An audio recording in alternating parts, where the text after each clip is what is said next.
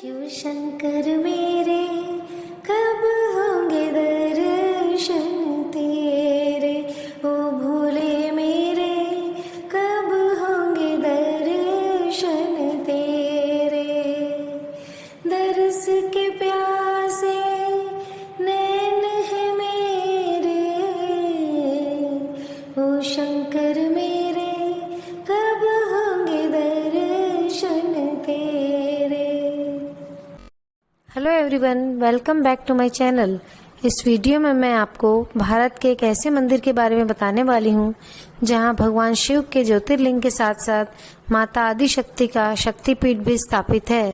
यहाँ शिवलिंग को कामना लिंग भी कहते हैं क्योंकि यहाँ आने वाले की सारी मनोकामनाएं पूर्ण होती हैं। यदि आप भी इस मंदिर के बारे में जानना चाहते हैं तो इस वीडियो पे स्टार्ट से एंड तक बने रहिए और यदि पसंद आए तो लाइक शेयर और सब्सक्राइब करके बेल आइकॉन हिट करके ऑल पे सेलेक्ट कर लीजिए, जिससे मेरी लेटेस्ट वीडियो की नोटिफिकेशन आपको सबसे पहले मिल सके। तो चलिए स्टार्ट करते हैं वीडियो। यह मंदिर झारखंड राज्य के देवघर जिले में स्थित है। शिव जी का एक नाम वैद्यनाथ भी है, इसलिए इसे वैद्यनाथ धाम भी कहते हैं। शिव जी के अत्यंत पवित्र और भव्य मंदिर बाबा धाम में सावन में लाखों लोग पहुंचते हैं। ये सभी भक्त सुल्तानगंज से गंगा जल लेकर लगभग 100 किलोमीटर की अत्यंत कठिन पद यात्रा करके बाबा का जलाभिषेक करने के लिए वहां जाते हैं। मंदिर के पास एक विशाल तालाब भी स्थित है। बाबा के मंदिर के पास माता पार्वती का भी मंदिर है। हर साल जुलाई अगस्त में यहाँ श्रावण का मेला लगता है। यह देश का पहला ऐसा स्थान है जहाँ ज्योतिर्लिंग के साथ साथ शक्तिपीठ भी है। इस वजह से इसकी महिमा और भी बढ़ जाती है।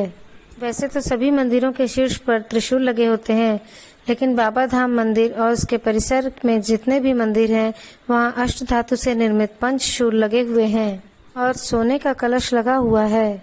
हर साल महाशिवरात्रि के एक दिन पहले विशेष रूप से इन पंचशूलों की पूजा की जाती है। उसके बाद इन पंचशूलों को मंदिरों पर यथास्थान स्थापित कर दिया जाता है।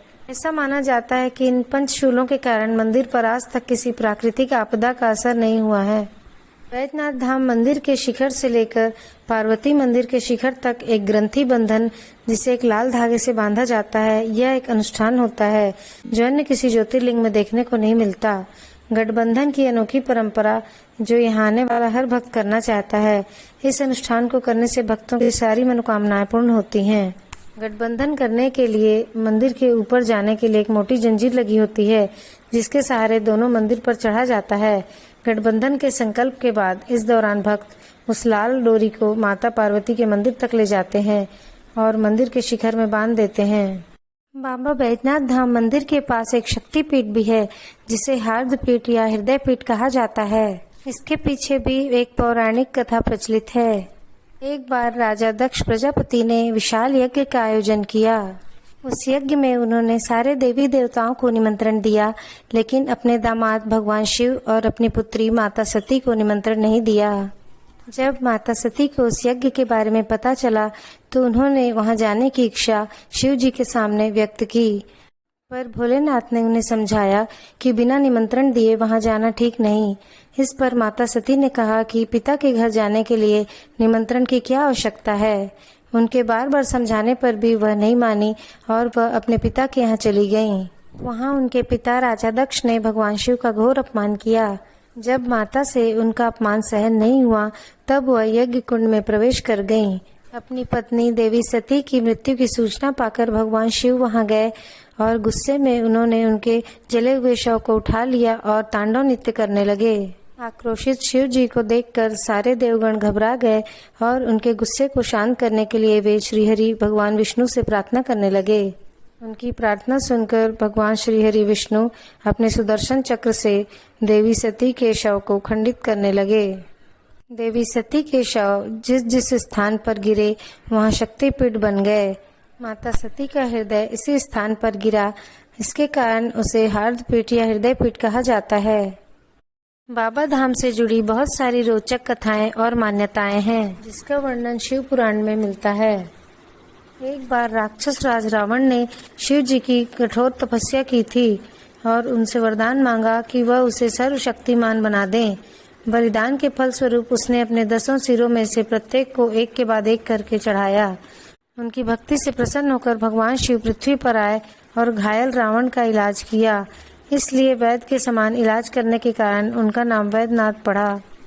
एक दूसरी कथा के अनुसार लंकापति रावण ने भगवान शिव की घोर तपस्या की थी।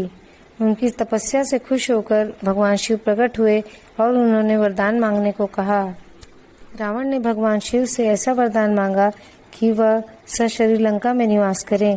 तब भगवान शिव ने कहा कि ऐसा संभव नहीं है, तुम चाहो तो मेरा शिवलिंग ले जा सकते हो, यह साक्षात शिव स्वरूप ही होगा, लेकिन ध्यान रहे कि मार्ग में जहाँ कहीं भी शिवलिंग को तुम रखोगे यह वहीं स्थापित हो जाएगा।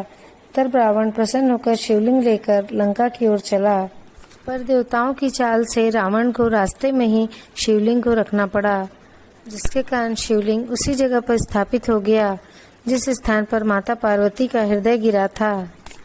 रावण ने उस शिवलिंग को उठाने की बहुत कोशिश की, पर वह शिवलिंग हिला तक नहीं। उसके बाद विष्णु भगवान सहित देवताओं ने उस शिवलिंग की पूजा की। तब भोलेनाथ ने वरदान दिया कि जो भी शिवलिंग की पूजा करेगा उसकी सभी मनोकामनाएं पूर्ण होंगी। बाबा बैजनाथ धाम मंदिर के साथ साथ वासुकीनाथ मंदिर के दर्शन करने की भी परंपरा है। बैजनाथ धाम की यात्रा तब तक अधूरी मानी जाती है जब तक वासुकीनाथ मंदिर के दर्शन न किए हों। यह मंदिर देवघर से लगभग 45 किलोमीटर दूर गांव में स्थित है।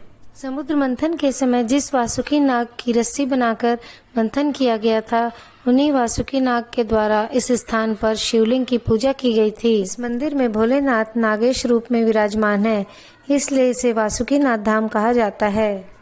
इस मंदिर को भोलेनाथ का दरबार भी माना जाता है। यहाँ आने वाले सभी भक्तों की पुकार भगवान सुनते हैं। बाबा धाम मंदिर कमल के आकार का है और 72 फीट लंबा है। इस मंदिर के 3 भाग हैं। पहला मुख्य मंदिर है, दूसरा मंदिर का मध्य भाग माना जाता है और तीसरा मुख्य मंदिर का प्रवेश द्वार है।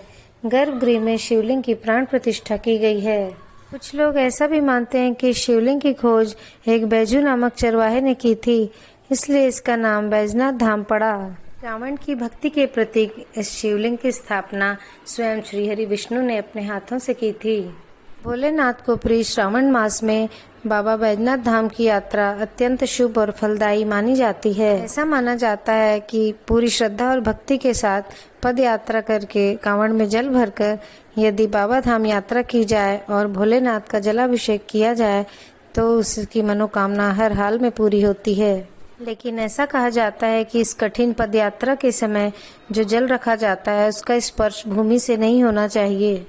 इस नियम का पालन करते हुए प्रतिवर्ष लाखों श्रद्धालु अपनी मनोकामना पूरी करने हेतु या मनोकामना पूरी होने के बाद बाबा धाम पहुंचते हैं। यदि आपने भी बाबा धाम यात्रा में भाग लिया हो तो कमेंट बॉक्स में जरूर शेयर कीजिएगा।